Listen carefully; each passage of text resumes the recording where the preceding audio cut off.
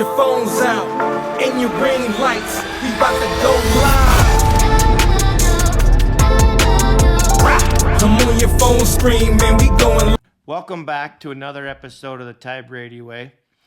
I want to talk for a few minutes about the game plan. Anything you do in life has to have a vision, has to have a plan, and when you map out the plan, those things become habits, rituals, and routines. So for a minute, when you think about, first of all, I've talked a lot about a dream board, and your dream needs to be your why. And we've talked about why on this episode as well. So first of all, sit down and be like, okay, what do I want? Is it the house? Is it the RV? Is it, you want time and freedom? Do you want to be able to retire at 40? Get that vision. So, and that allows you to look beyond the horizon. And I've heard many times that dream board or that vision, you have to want it as bad as you want oxygen. So if it's not that bad, you need to dream bigger. You need to be like, okay, if you don't want it as bad as you want oxygen, then you need to dream bigger. And my daughter was talking to my wife here a little while back, and my wife was saying, I just don't know how people have time to do this and that. And my daughter came back and said it very simply and eloquently. She's like, Mom, if you want it bad enough, you'll find a way. And that's what you have to have. You have to want it as bad as you want oxygen. So one is the dream board. But with the dream board, you have to have a goal. And let's say I'm in an industry where I've never been. I know nothing about it. I'm in my mid 40s, or I'm in mid 20s, or whatever it is, whatever age you're at. Maybe you're 60 and you're ready to make a change, right? Okay, look at the opportunity. Once you've identified the opportunity, you've made the dream board, then what I would suggest you do is talk to some people that are in that industry and say, well, how have you done it? And you're going to get lots of opinions. You're going to get people that are tell you it's not going to work. They're going to get the negative Nellies, right? And those are always fun because those are the ones that are still in the same situation they are today when they were back from when they were in high school, right? But I want to talk to the successful people in the industry I want to go into. Let's say that I want to, start my own social media channel, or let's say I want to start my own insurance agency, which I did, or I want to get into mortgages or real estate. All great, right? But talk to those individuals that are successful and have been successful, and, take them to lunch. Have a conversation about what's good, what's bad, what are the pitfalls. And with all of that, you make the decision. What I mean by that is don't let somebody else tell you that it's not possible, but you make the decision. One, do you want to do it? So, go back and say, am I committed or am I interested? Because if you're committed, you're going to want it as bad as you want oxygen. You're going to do whatever it takes. So I've talked to the individual people out there that have done it before, and then I come up with a game plan. So when I started, a couple things I did is I sat down with my mentor, my manager, and he says, hey, Ty, you need to make 150 dials a day. I'm like, 150 dials a day? You got to be kidding me. All right, I wrote it down. He says, Ty, you need to do 20 approaches. I'm like, 20 approaches, what's that? He's like, well, an approach could be talking to a dental office, a CPA. It could be knocking on someone's door with the lead card you got. It could be talking to somebody in an elevator. It could be talking to the lady at the grocery store. It could be somebody you're helping across the street, whatever. You need to do 20 approaches. You need to tell 20 people a day who you are and what you do. Then with that, he says you need to do 5 presentations a day. And I'm like, 5 presentations, 20 approaches, 150 leads. And then he's like, you got to do it from sun up to sundown. He didn't say 9 to 5. He said sun up to sundown. That was my game plan. All except for Monday morning meetings was a mandatory, and I needed to be there from 8 to 10. You always got to spend the time in training and learning about either products and or how to overcome objections or work on the skill set you're trying to improve on. So I got my dream board. I got my action plan or my action items for the week, right? And then I have to go and do. And this is where it's really difficult for people. It's really to get consumed with just stuff. I got to do this and that and blah, blah, blah, blah, blah.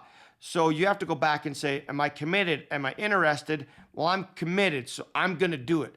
I'm going to do it no matter what. I'm going to do my 150 dials. And guess what? Over time, all of those things, it becomes easier.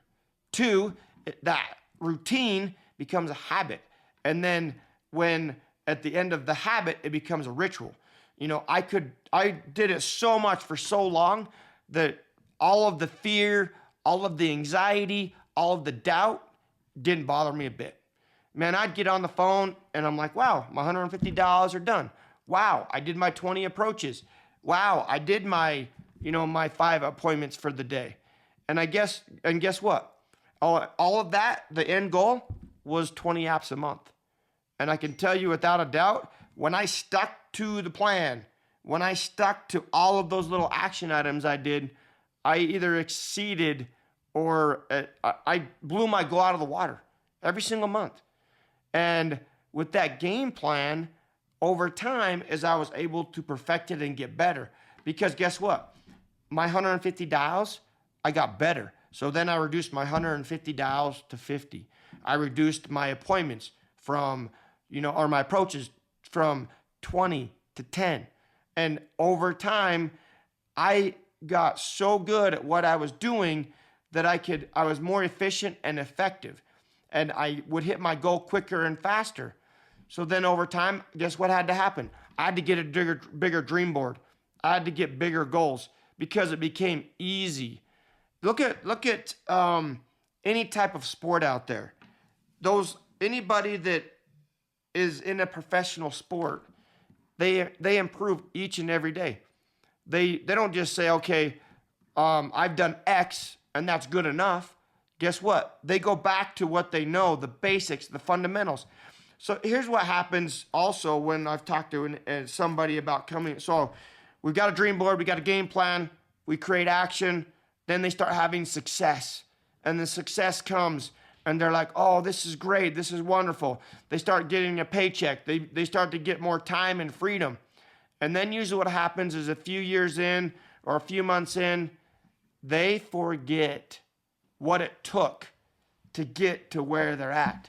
And they start struggling and they drop down and they're like, Ty, I'm just not having success. And I remind them, have you done this? Have you done this? Have you done this? We go back to the basics and fundamentals. They're still there. People say all the time, sales is a numbers game. It sure is. And you know what? But it gets easier and better, quicker and faster. And you become more efficient the more you do it. And you got to remind yourself, the life as an entrepreneur, there's nobody holding your hand. There's nobody telling you got to get out of bed. There's nobody telling you got to make one more call. There's nobody telling you that. You have to want it more than you want oxygen. And you have to be committed, not just interested. Because it's easy to come up with excuses. I can come up with all excuses saying why I don't want to do something. Oh, I'm sick. I got to run to the post office. I need to do groceries. I need to clean the house.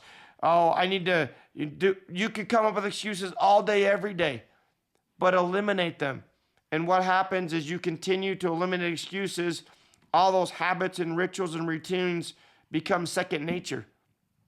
If you're going to succeed in achieving your dreams and your goals, you have to want it more than you want oxygen. Practice those things. And then one thing that I like to do is have an accountability partner. It's just that extra little hand. But your accountability partner, he may tell you hard things. He may say something you don't like to hear.